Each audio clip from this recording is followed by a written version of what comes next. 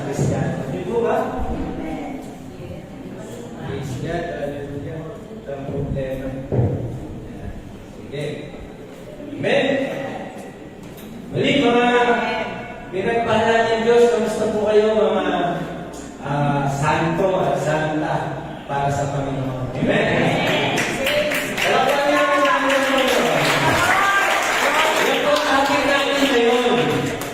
Yung canonization of saints. Pag sinabing canonization, ito yung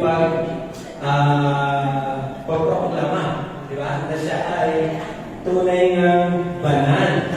Tunay ng isang santo. Wow. Darating ang araw, no? I-proclaim ka, isa kang santo. Isang banal. Wow, praise God. Gusto niyo ba yun? Parang ayaw na. Natawagin ka. Banal. Santo. Sige po, next slide. Yan, ito po yung title natin. Nakalagay na gusto niya maging banal. The Saints. Wow, praise God. Next slide po. Ito yung tema natin. The scope for the canonization of saints. Siyempre, titignan natin kung pasok. Ha? Kung pasok doon sa sinasabing ikaw ay tatawagin banal. Tingnan natin kung pasok ka, nakanonize ka. No? Hindi lumampas, hindi nagkulang, sigurado. Sasabihin isang araw, tunay na ikaw ay banal. Tunay na ikaw ay saints. Diba may mga pinoproklama ng santo? Ang nagproklama nun, mga tao. Pero dito ang mag-proclaim ay salita ng Diyos. Diyos mismo ang magpapahayag sa isang saints o sa isang banal. Next slide po. Ito pong introduction natin para magkaroon po kayo ng idea. No? Nagtanong po ako ng 10 katao about sa kanilang kaisipan tungkol sa isang banal o kaya sa isang santo. At mabis po kayo, ito po yung kanyang sagot, kanilang mga sagot. Sabi po ng isa, there is no holy person. Sagot nila po yun, ha? Nagtanong ka ng 10 tao, siyempre, titingnan mo kung ano yung sagot nila. Ano ba para sa iyo ang ibig sabihin ng santo o banal? Yung isa sabi niya, walang santo, puro demonyo, puro masasama, puro makasalanan, walang santo. Sa kanya po yun. Sabi naman po ng iba, mga santo, mga gumagawa yan ng mga himala. Yun para sa kanya yung ibig sabihin ng saints. Ang iba naman sabi, hindi ko alam. Hindi ko alam kung sino yung mga santo na yan. Hindi ko alam, wala akong kaisipan yan kung ano yung mga banal na yan. Tapos sabi naman, ang santo, para maging santo, kailangan gumawa ng mabuti para ikaw ay maging santo. So nakita ko ninyo yung pananaw ng iba't-ibang tao, ano? Nakita po natin isang kayo po, subukan nyo magtanong. At ma-amaze kayo sa kanilang mga sagot. Okay, but next slide. Ngayon naman, kayo naman po ang tatanungin ko. Handa ba kayo sa sagot? Huwag na lang. Isipin nyo na naman habang binabasa nitong mga tanong na to. Sabi yan, who are the saints? Tingnan mo yung katabi mo, yan ba yung santo? Wala. Walang pakpak eh. Walang halo sa ulo eh. Santo ba yan? Ito pa, what to do to be a saint? Ano daw ang dapat gawin para maging isang banal? Naisip niyo na po ba yun? Ano ba yung third question? Sabi ko,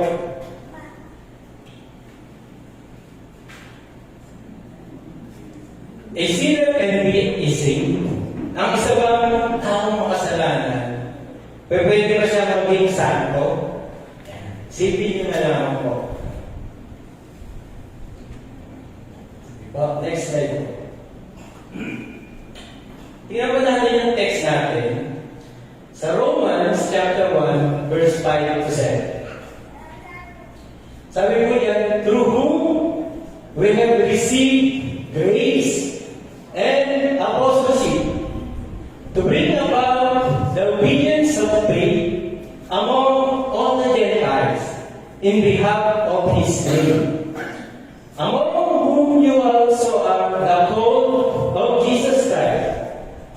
To all who are beloved of God in Rome, called as saints, grace to you and peace from God our Father and the Lord Jesus Christ. Yan po yung text natin.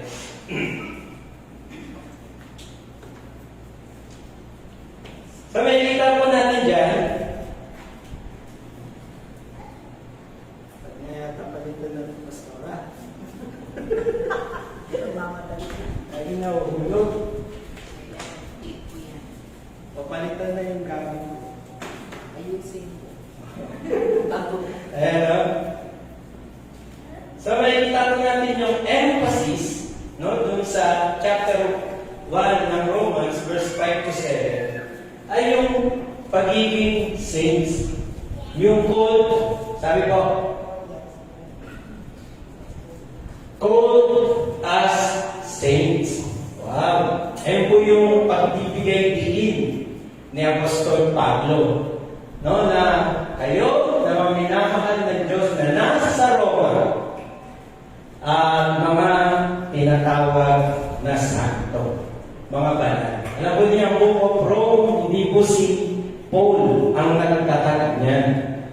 Na ito po ay marami pong pag-aaral, may tatlong dahilan, kaya nagtatag ang church sa Rome. Ito po ay yung panahon ng Pentecost, no? At sila ay pumunta sa Rome, yung mga baptized ng Holy Spirit. Ang ikalawa ay sabi, nagpunta rin si Peter para mangaral sa mga Hudyo. At ang ikatlo, sabi po doon, yung mga nasira ni Apostle Paul na nanahan sa Rome at doon na nakapagtayo ng church. Ayun po yung mga tatlong pag-aaral. Pero ano ba man, alam natin si Paul po hindi po siya ang nagtatag ng iglesia sa Rome. Pero sinabi po niya, called as saints. Yan. Sabi ko, paano daw po maging saints? Sabi niya, through whom? Sino? From verse 1 to verse 3, doon po natin makikita. At to verse 4, walang iba po kundi ang Panginoong Jesucristo, na siya ay anak ng Diyos at ang kanyang kabanalan ay itinahayag. Sabi niya, mula kay Kristo Jesus na banal, tayo ay tumanggap ng biyaya, sabi, ng grasya, ng kagandahang loob. And apostleship, magkasama po yun. Grace and apostleship ang napaka-importanting bagay para patungkol sa pag-aaral ng kabanalan. Kasi hindi po sabihin ng apostleship, nakikita po natin sa Hebrews chapter 3 verse 1, sabi mo yan, therefore, holy brethren,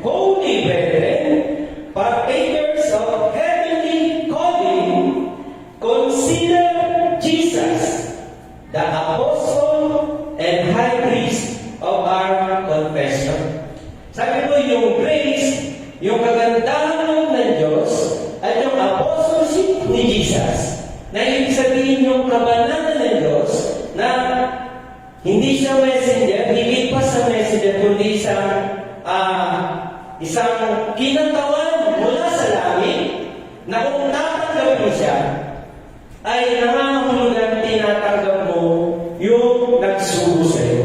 Kaya yung dala-dala niya ay yung kalooban ng Diyos. Kaya sabi nga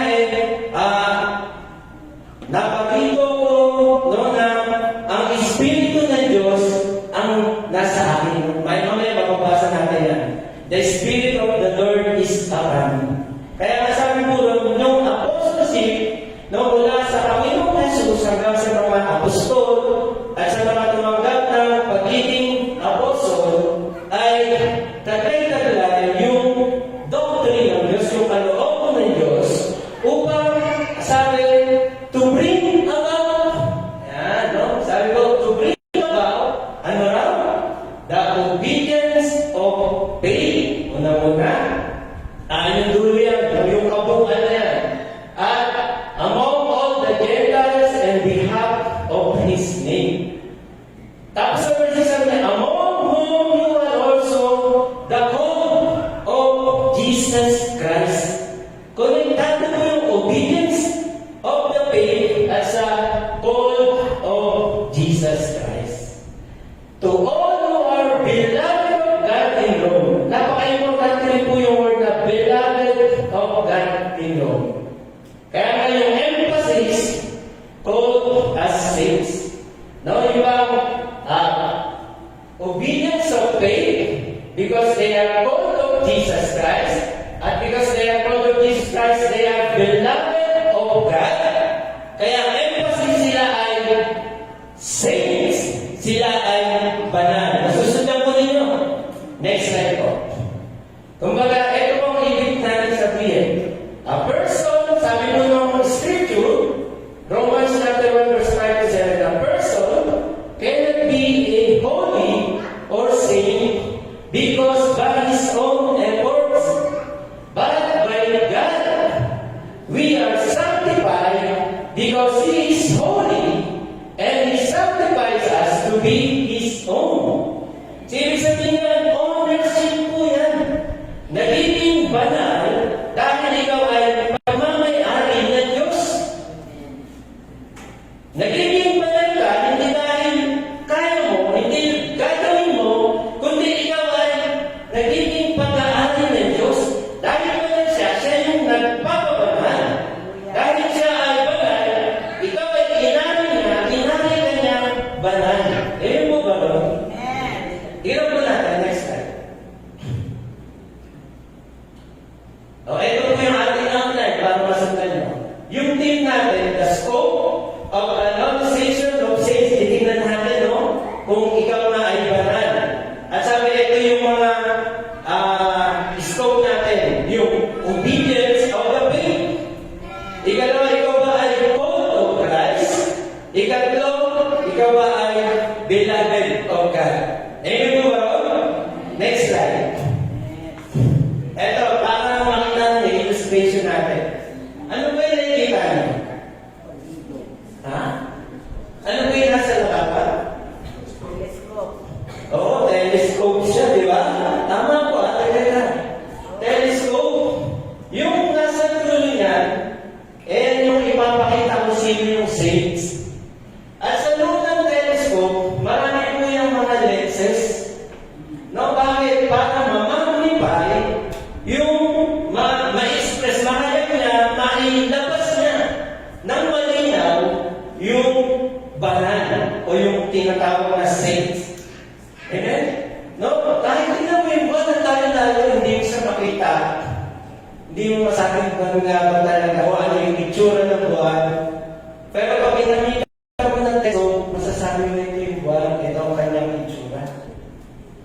Kahit napakalayo niya, lumalapit dahil may mga magnifying lenses na ipinapakita sa malapit sa iyong paningin na ito nga ang buwan. Ganun din sa pagka-analyze ng saints. Amen? Ipapakita sa atin ng salita ng Diyos kung sino ang tunay na mga banal. Ito yung unay ko, by the obedience of the faith, called of Christ, and beloved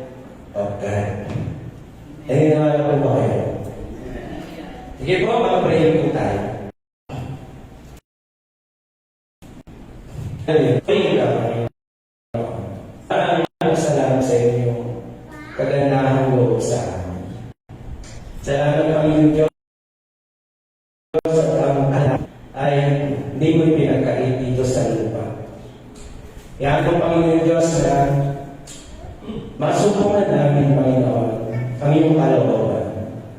Kaya nga po ninyo na kami ay magpasakop sa inyo at ariing pagmamayanin mo.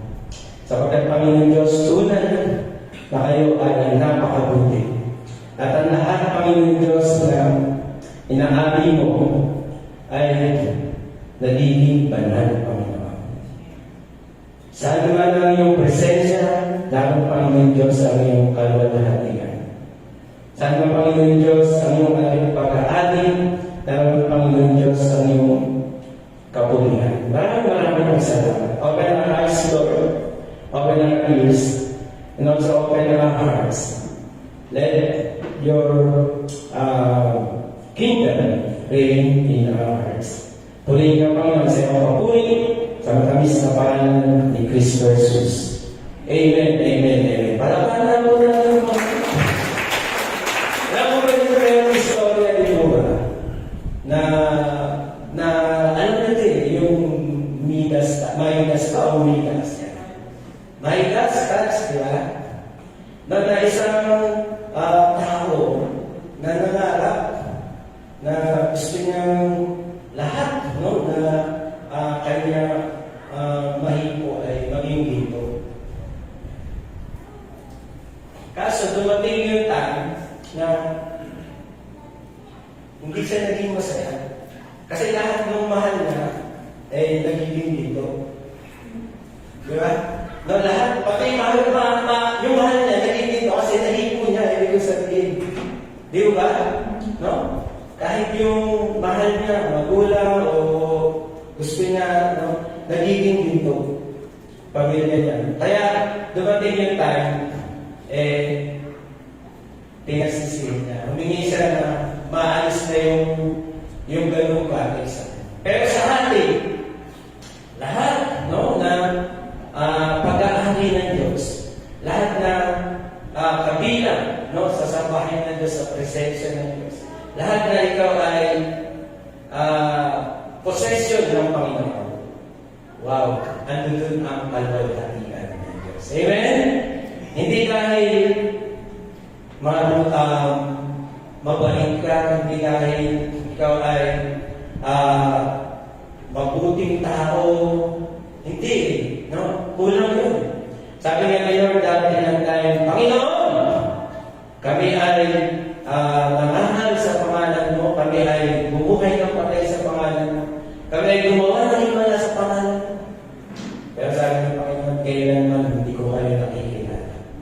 Umalis kayo sa akin. Wala po yung ownership nila, di ba? Wala po yung pagiging belonging sa Panginoon. Wala yung relationship, no? Wala yung pagiging pag-aangin na niyo sa Kanya para alihin siya banal. Hindi po ating kakayanan, kundi sa pamamagitan ng kagandahang loob ng Diyos at ng Kanyang pag-ibig sa atin. Palakpakan naman natin ang Panginoon.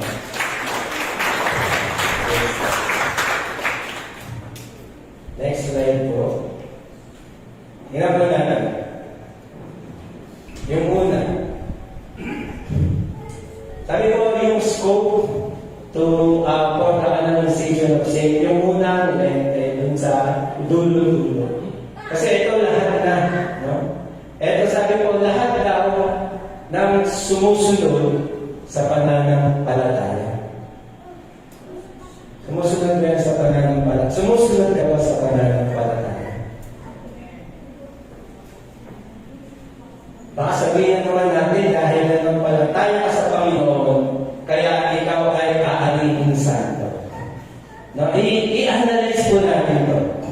Sabi po dyan, unang-una, passive po. No? Yung pagsunod natin sa pananampalataya, hindi po yan mula sa atin. Ito ay mula sa Diyos. Amen? Kagaya na sinabi natin kanina, to whom, to Jesus, from Jesus Christ, no? Tumanggap tayo ng grasya at apostleship, di po ba? Tumanggap tayo ng kanyang magandang loob at ng kanyang mga kalooban at ng kanyang mga katotohanan at hindi lang yun, yung kanyang spirit. Amen? Tinanggap natin para yun maging obedience of the faith tayo.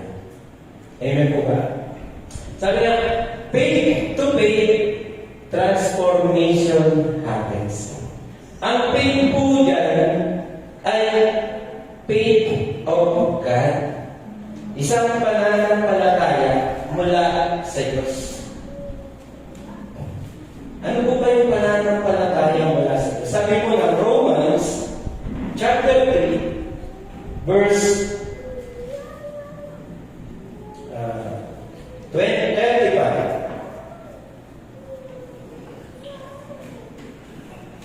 Ano natin? Romans chapter 3 verse 25. Sabi, whom God displayed publicly, dinisplay po niya publicly para magkaroon po tayo ng pananampalataya. Whom God displayed publicly as a propitiation in His blood through faith. This was to demonstrate, no, His righteousness, because in the forbearance of God,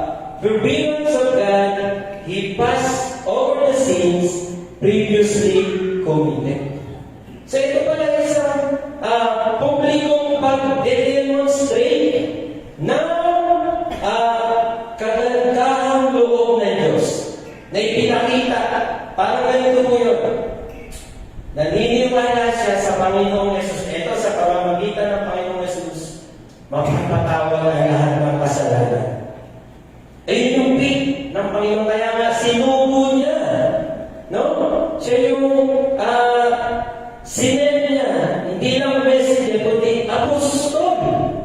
No? Nataglay-taglay yung kalooban ng Diyos. Not my will, but my Father's will. Kaya na yung pananampalataya na yun ay pananampalataya ng Diyos. Na kung magtitiwala ka, magsisimula ang pagbabago sa buhay mo. Amen po ba? Hindi yung nagtitiwala ka kasi mababago na ang buhay mo. Kaya kung ba kayo parang dahil sa pagtitiwala mo, ikaw na naman, no, akala mo, ikaw na naman yung gumawa, kaya magiging banal ka, hindi po. Dahil nagtiwala ka doon sa kay Kristo Jesus na siyang sinugo ng Diyos, ikaw ay inaging karapat-dapat. At sa gayon, ikaw ay inaging matuwid. Amen po ba? Obedience comes from regenerated life. Di ba? Sabi na natin, para maging banal, kailangan gumawa ka ng mabuti, Tama po yun. Pero yung kabutihan na yun, hindi karapat-dapat sa Diyos. Yung pagbabagong buhay mula sa Panginoon Diyos, kaya mula sa Panginoon Jesus na kaloob ng Diyos, ito po yung bagong buhay na kay Kristo. Para ikaw ay maging masunurin na gawin ang kalooban ng Diyos. Amen po ba? Kaya Holy Spirit, ito po yung seal na tayo ay pag-aari ng Panginoon. Amen? Kaya ikaw ay inaaring banal ng Diyos dahil inaari ka na niya. Pagmamay-ari ka na ng Panginoon. Kaya ikaw ngayon ay binibilang na banal o santo. Dahil tumanggap ka, nanampalataya ka sa Panginoon Jesus, tinanggap mo siya bilang iyong Panginoon at tagapagligtas, at ngayon, minamahal ka ng Diyos. Amen po ba? Inaari ka niya matuwid. Pero paano nga po natin ito? Nasusundan niyo po ba? Minsan kasi, di ba, nag-iisip tayo na ipanalangin na yung ano pa tayo sa kabilang relihiyon, di po ba? No? Yung sa mga namatay natin, di ba? No, na pinag-pray, no, na nagbibigay ng pera, no, doon sa mga pari para ipanalangin. Sa gayon, yung mga namatay nila ay maalis sa purgatorio, malipat sa langit. Di ba? Parang gano'n. Pero, hindi po yun ang katuruan ng Panginoon. Dito pa lang, pwede mo na tanggapin ang inaalok sa iyo ng Panginoon. Amen po ba? Amen. Tanggapin ang kanyang habag, ang kanyang pagpapala, at magkaroon ng bagong pamumuhay. Isang buhay na pinaghaharian ng Diyos sa pamamagitan ng banal na Espiritu Santo. Amen po ba? Kayo po, bakit kayo every Sunday nandito? Walang humpay, no? Kahit na maraming problema, kahit na maraming pagsubok, every Sunday nandito bakit? Kasi hindi mo ipinalalagay ang sarili mo na sa'yo, kundi pagmamayari ng Diyos. Di po ba? Ikaw ay pinaghaharian ng Diyos at pinapaglubayan ng Espiritu Santo sa gayon nagiging masunurin ka sa pananampalataya sa Panginoon. Amen? Amen. Praise God. Palakpakan natin. Praise the Lord. Araw-araw, papalakpakan natin si Lord. Para kay Lord po yun. Ano? Kasi nga ibinilang ka na saints. Nagagawa mo, nagiging masunurin ka sa pananampalataya. Yan. Pero sabi nga, the just shall live by faith. Hindi yung faith mo yan, faith ng Diyos. Passive yun. No? Passive yun sa iyong kumikilos, sa iyong gumagawa sa buhay mo, kaya nagiging obedient ka sa pananampalataya. Amen po ba? Nagiging masunurin ka, no, sa apostleship ng Panginoon at sa kanyang pagiging priesthood. O ka ng Panginoon, possession ka ng Panginoon. Kaya, siya na banal, inali ka niyang banal. Amen? Amen. Palakpakan na naman natin ang Panginoon. Ikalawa po. Next slide. Yan. Ito po yung ikalawang lente sa scope na pasok. Makikita po ninyo yung periscope, malaki muna, tapos pababaan po. Paliit. Ito po ay habang lumabas sa lumiliit. Kasi ito po yung sako na tinatawag na pasok, no? Sa santo, pagiging santo o banal. Sabi natin yan, kinakailangan kabilang ka sa mga tinawag ng Panginoon Jesus. Ano po ba yung gold of Christ? Sabi, it is an invitation given to men by God to accept salvation. Tama po ba yun? It is an invitation given to men by God to accept salvation.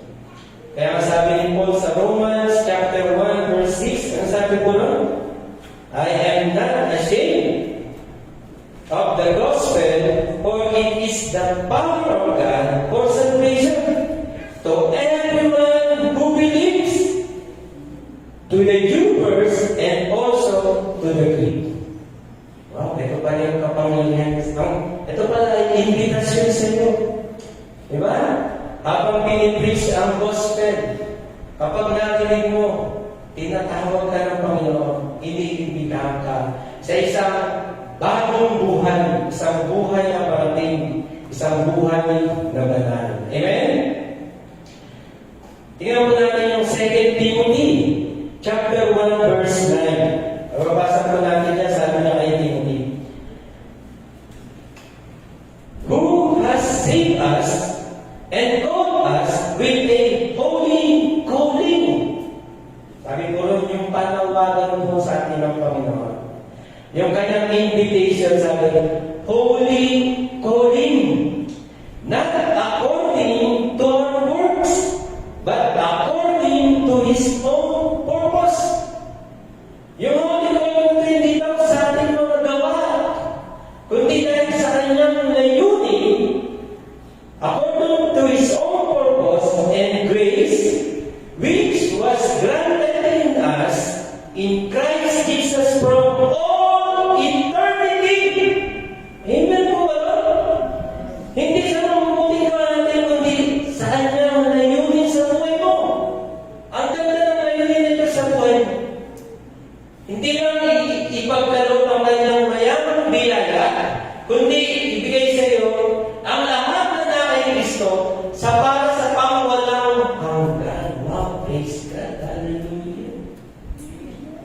Ang sarap po, di mo ba?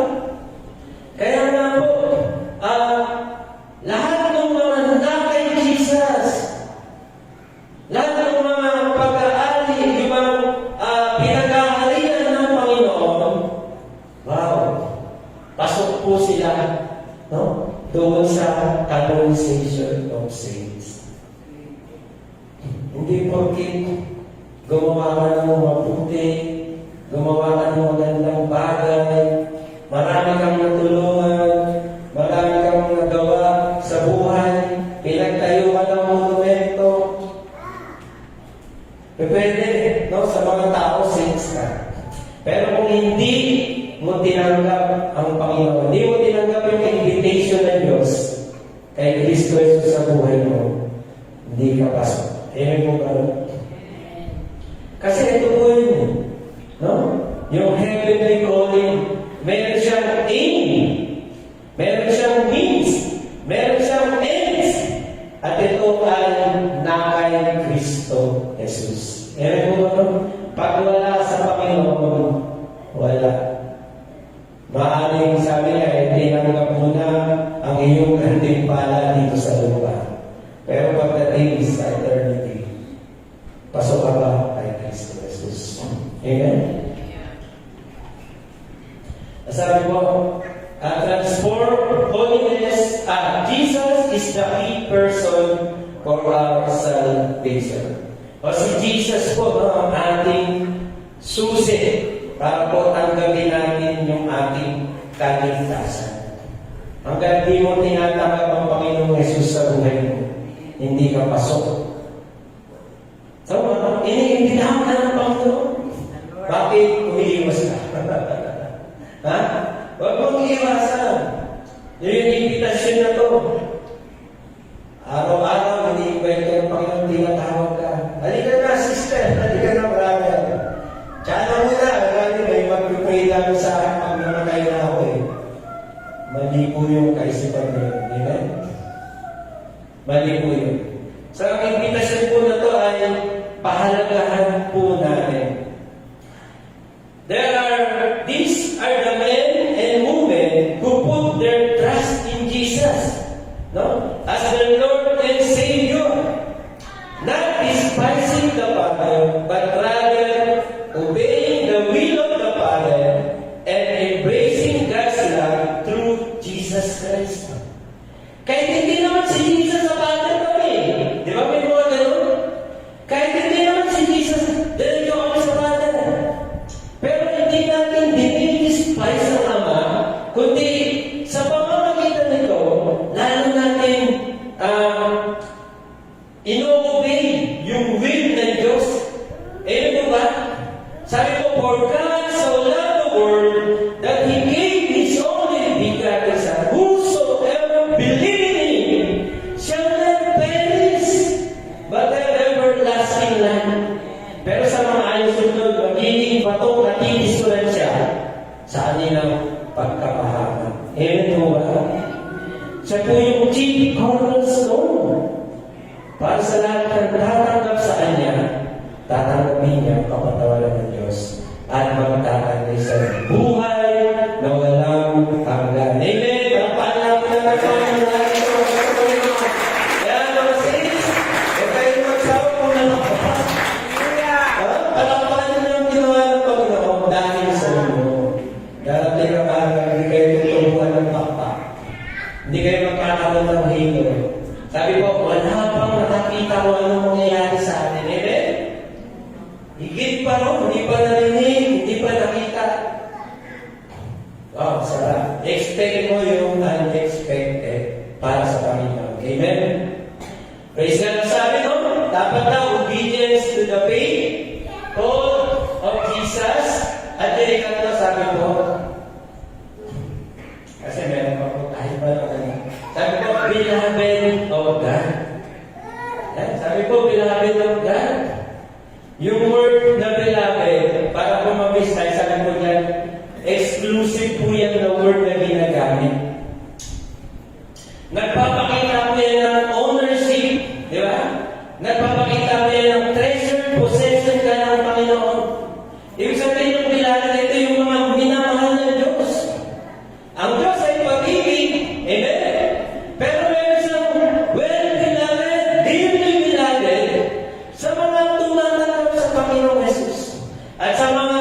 sumusunod sa kanyang pananampalataya. Amen po ba?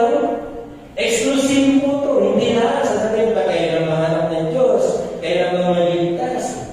Lahat iniimbitahan ng Panginoon. Amen? Pero sa lahat ng tumatanggap sa Panginoon, exclusive po siya ang pag-ibig ng Panginoon. Amen?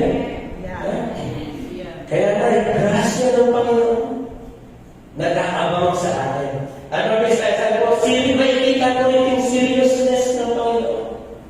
Seryoso siya. Paano po natin ito may papakita na seryoso ang Diyos sa ating buhay? Teka na, okay naman. Tayo na, napapasaya po ako dahil sa kapupian ng Panginoon. Amen. Paano ba natin makikita na seryoso ang Panginoon? Tingnan po ninyo yung Book of Romans. Ito po yung gitna ng Romans. Ang gitna mo ito?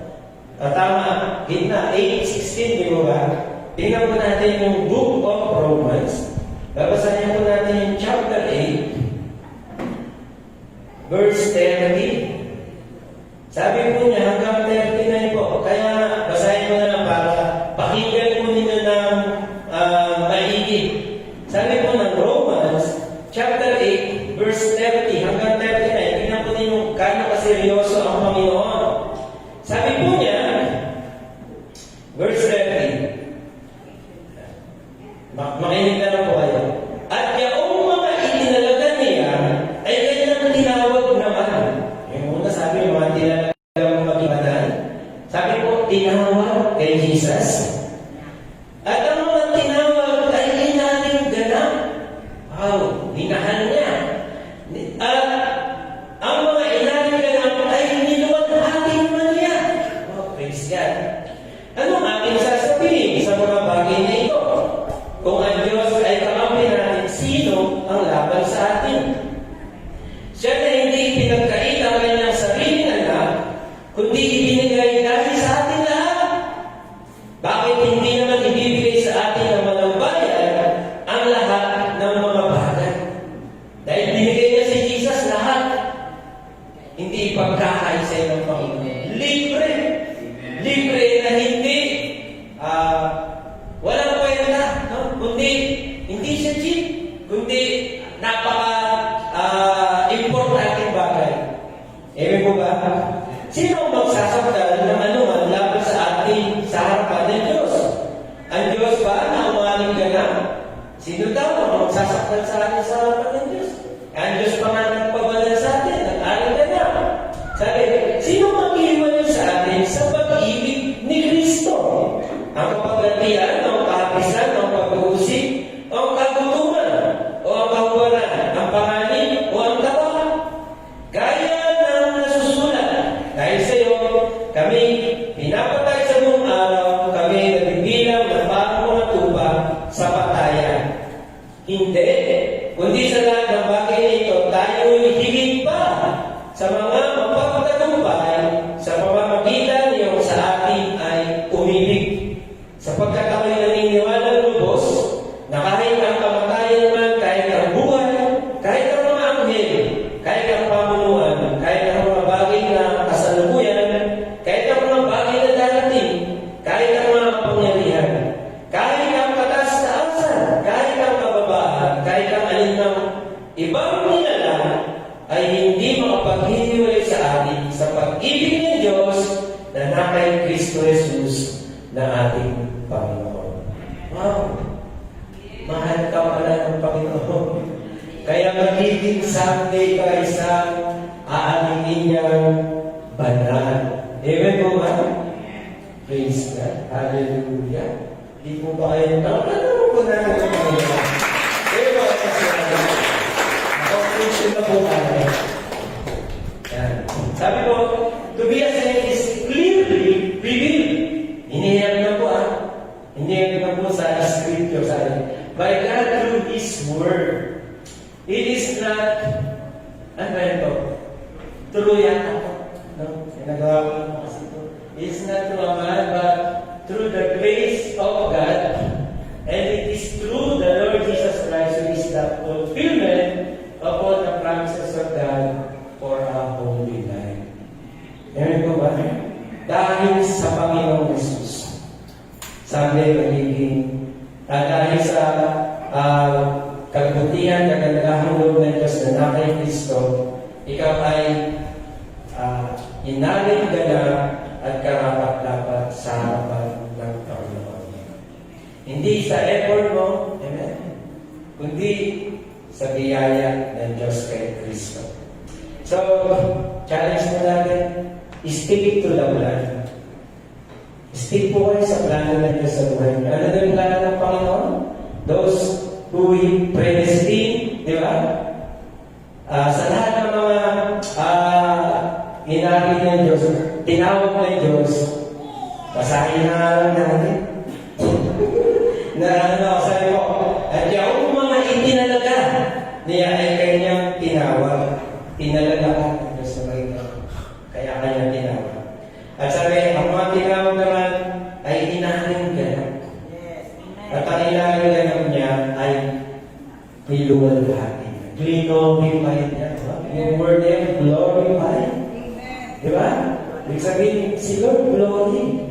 Dahil ikaw ay inaring niya, ang kamayari niya, inaring kanyang ganap. Ano kaya yun? Sabi mo ng 1 John chapter 3, verse 2, we will be like Jesus. Wow, praise God. Kaya nga sabi ko, kaya inaaring anak ng Diyos. Amen. So, yun po, no? Napakabuti po ng Panginoon. Kaya nga, huwag niyo nang isipin pa yung kung sino ka, kung ano ka. Noon, ganun tayo. Amen. Pero ngayon, sa harapan ng Panginoon, meron siyang plano sa buhay. Kaplano ngayon, makapiling ka niya isang araw at maranasan ang kanyang oras na pag-ibig. Amen! Amen! Kapalayan po kayo ng Panginoon.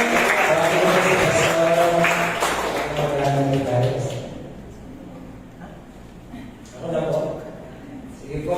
Praise God. Parang po natin. Magaling po tayo ng Holy Communion. Kayo ba si Pastor? Okay, sa iyo na lang, Pastor.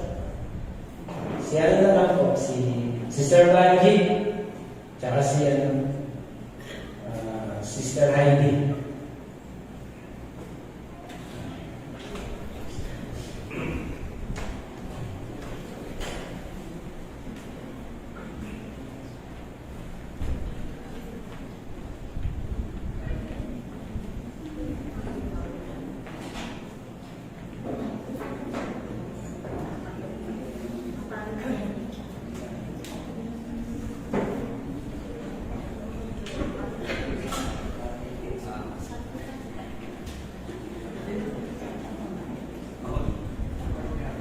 Sige po, walang po tayo. Hindi pa, no? Pag-pray po muna natin.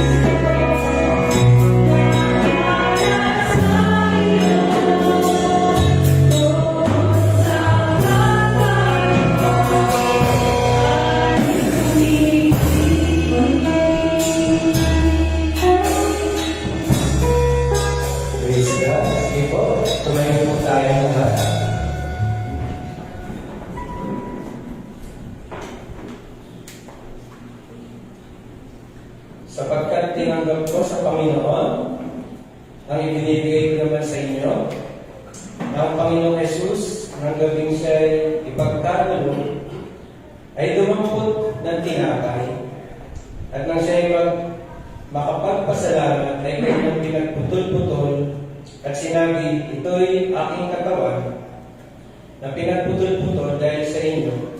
Gawin ninyo ito sa pag-alaala sa akin. Pray po tayo. Panginoon, salamat. Tunay nga, Panginoon Diyos, na patuloy, Panginoon Diyos, ang iyong pag-ibig sa amin. Tunay nga, Panginoon Diyos, na nais mo maalala namin, na nais mo, Panginoon Diyos, na maging ganap sa amin, Panginoon. Salamat, Lord, at sa pamamagitan nito, Panginoon, binigay mo ang iyong buhay.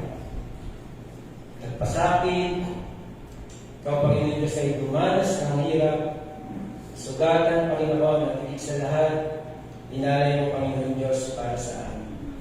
Ilayan namin, Lord, na patuloy ang iyong inalay, Panginoon Diyos, ay magsilbi sa amin na magbay sa amin, Panginoon, na kami ay isa sa iyong katawan.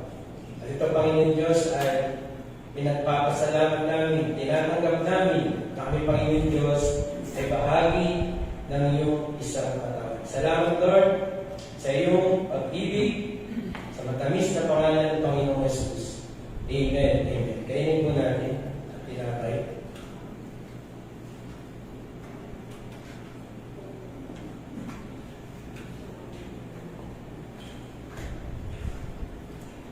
At nang siya'y makapagpasalamat, ay kanyang kayo din naman, hinawakan ang saro, pagkatapos na makahapon na sinasabi, ang saro ito'y siyang bagong ipaan sa aking dugo.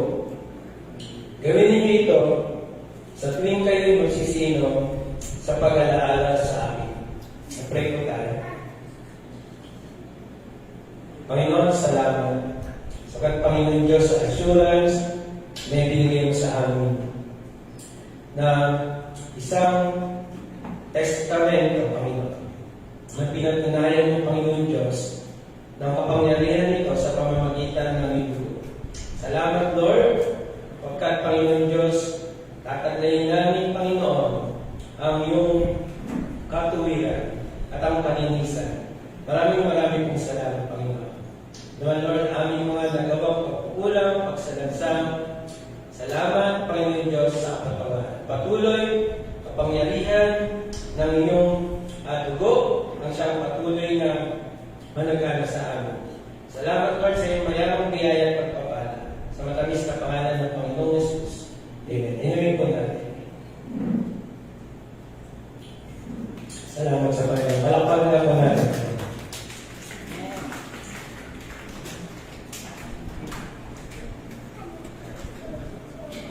Makakaupo na po tayo.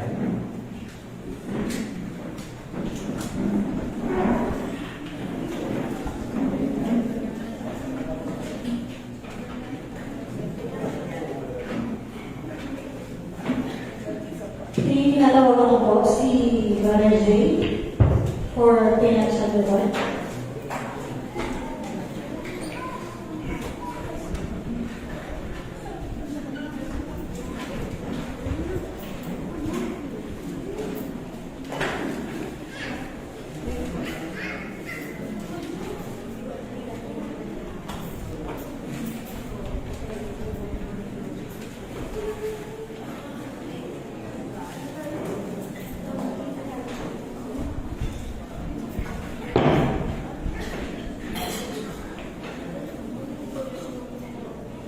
Mga aga pa.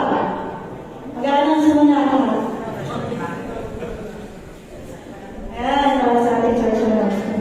Patuloy pa rin po tayo mag-attend midweek service every Wednesday at 6 p.m.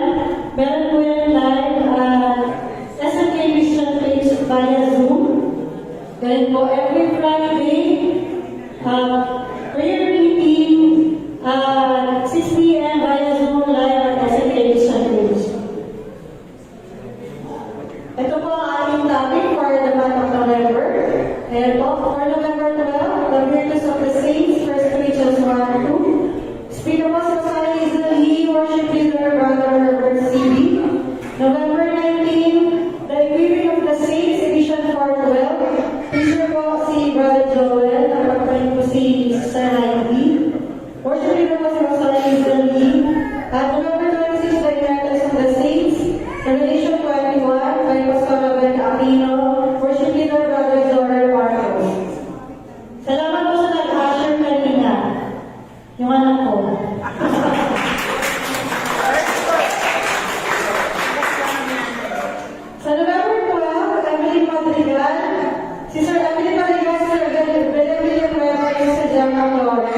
November 19, Sister Sean Alfonso, Brother Joel Alfonso, Brother Ray Malakad.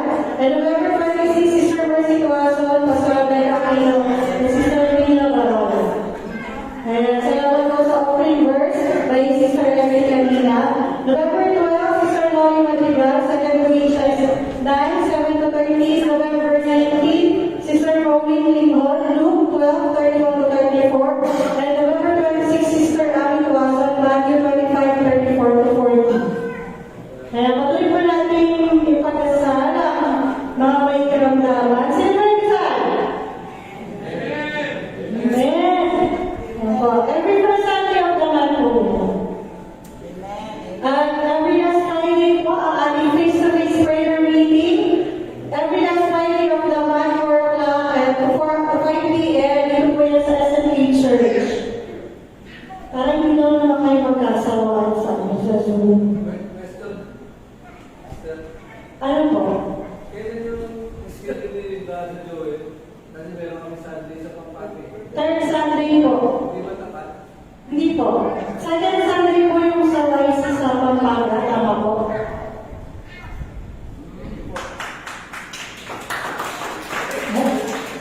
Ito naman po ang ating seminar to all leaders leading in challenging times.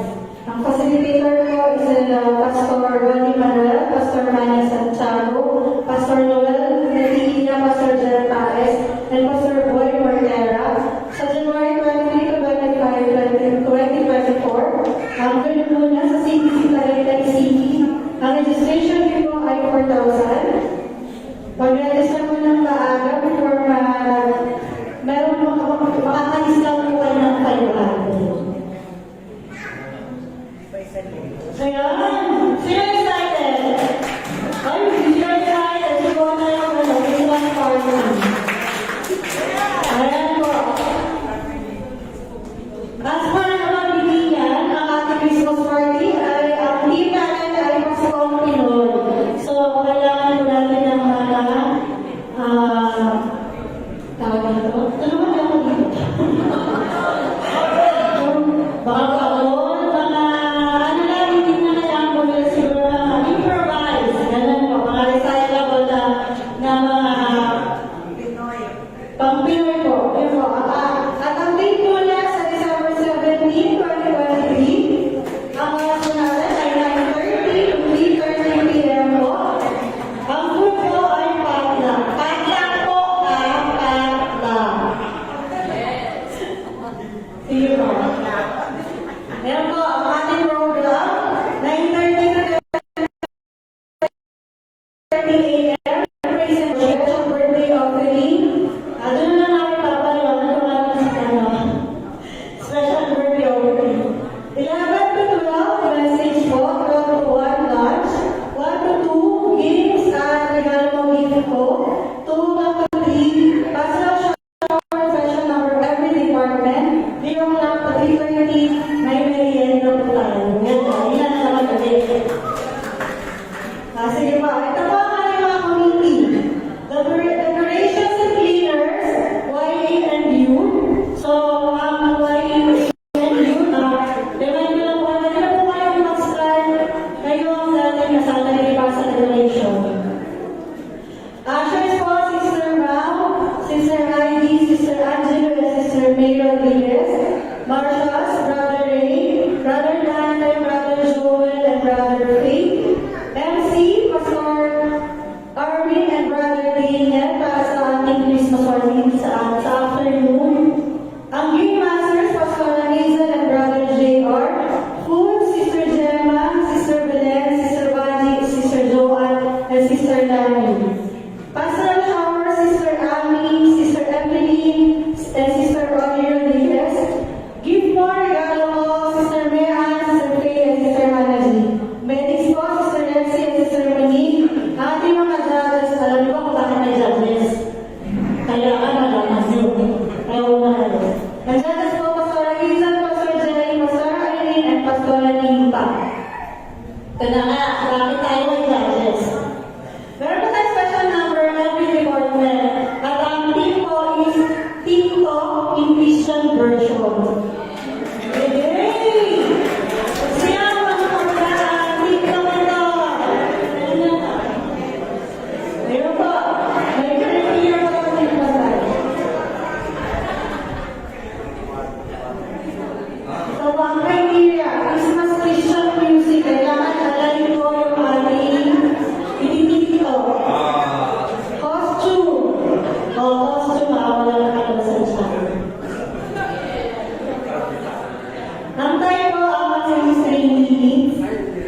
Christmas vision music 30%, hindi siya na-apply. So, yun naman po. Costume 10%, attire 30%, message with Filipino essence is 14%.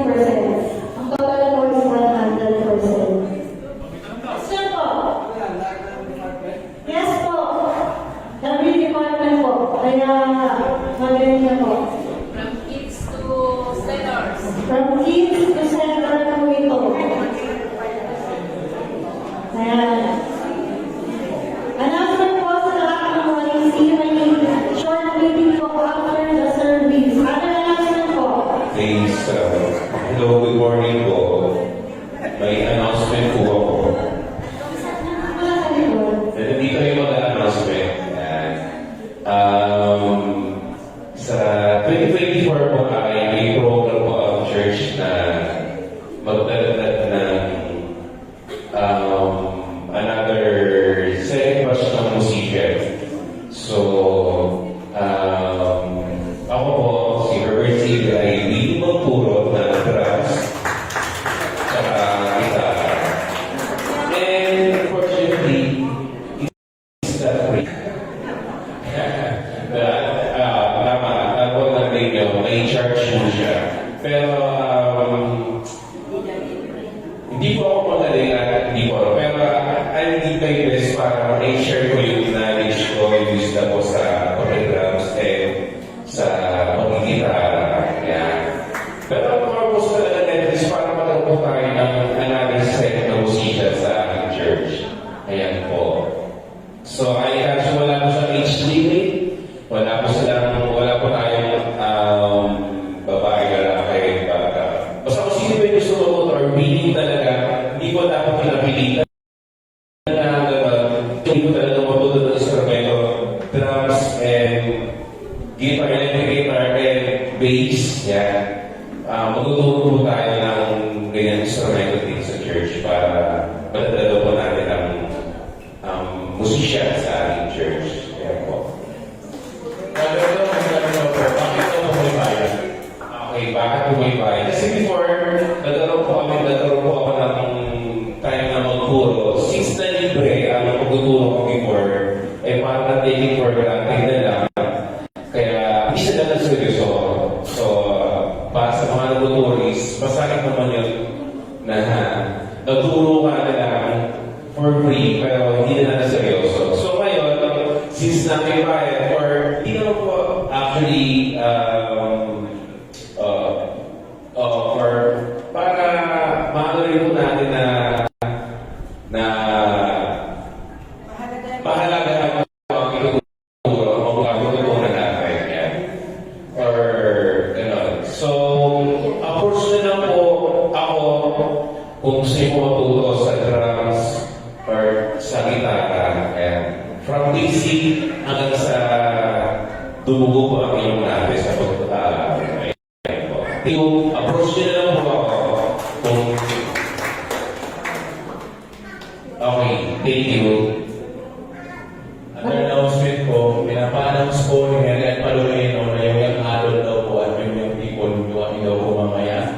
Pati teams at magkala daw po kayo ng pamalit na damit dahil magpapawasan daw po kayo ng maroon. 1:30 po, balik po kayo. Ay, walang maksan. Yan. Nakakapagpapalik ka. Eto. Amen. So, wala na po sa katalagay tumayo na na-announce ko na po.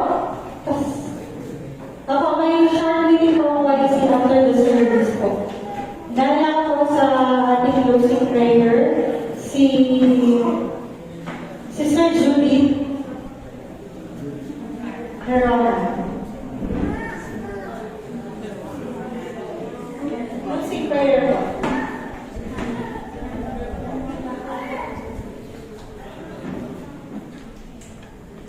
Yes po, pray po tayo. Yes, Heavenly Father, maraming salamat po sa tapos namin gawain ngayong umaga nito. Maraming salamat sa opportunity na binigay niyo po sa amin para po makapagsama-sama po muli sa inyong simbahan. Nawa po, Panginoon, sa aming pansamantalang pag-iiwan